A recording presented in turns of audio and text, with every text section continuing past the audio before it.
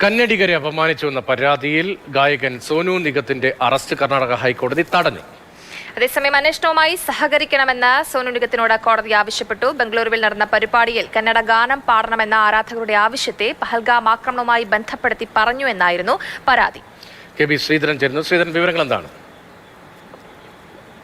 ഗായകൻ സോനു നിഗത്തിന് വലിയ ആശ്വാസമാണ് കർണാടക ഹൈക്കോടതിയുടെ ഭാഗത്തുനിന്ന് ഉണ്ടായത്. അതായത് ഈ FIR റദ്ദാക്കണമെന്നാവശ്യപ്പെട്ടാണ് കർണാടക ഹൈക്കോടതിയിൽ സോനു നിഗം സമീപിച്ചത്. പക്ഷേ അതിൽ വിധി ഇതുവരെ വന്നിട്ടില്ല. അത് അടുത്ത ആഴ്ചത്തേക്ക് മാറ്റിവെക്കുകയാണ് ചെയ്തത്. ഏതായാലും അതുവരെ കടുത്ത നടപടികളൊന്നും ഉണ്ടാകരുതെന്ന് കോടതി പോലീസിനോട് നിർദ്ദേശമുണ്ട്. അതായത് അറസ്റ്റ് പോലുള്ള നടപടികളിലേക്ക് പോകരുത്. ഇന്ന് വരെയാണ് പോലീസിന് മുന്നിൽ ഹാജരാകാൻ വേണ്ടിയുള്ള ഒരു സമയം സോനു നിഗത്തിന് കർണാടക പോലീസ് നൽകിയത്. ഏതായാലും ഇന്ന് ഈ സമയം വരെ അദ്ദേഹം ഹാജരായിട്ടില്ല.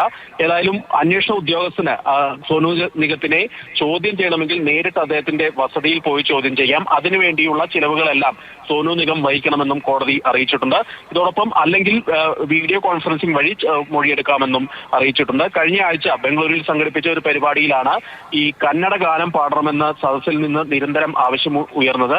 ഇതിനെ പഹൽഗാമിൽ നടന്ന തീവ്രവാദി ആക്രമണവുമായി ബന്ധപ്പെടുത്തി സോനു നിഗം നടത്തിയ ഒരു പരാമർശമാണ് വലിയ വിവാദമായത്. ഇതിനെതിരെ കന്നഡ സംഘടനകളാണ് പരാതിയുമായി പോലീസിനെ സമീപിച്ചത്.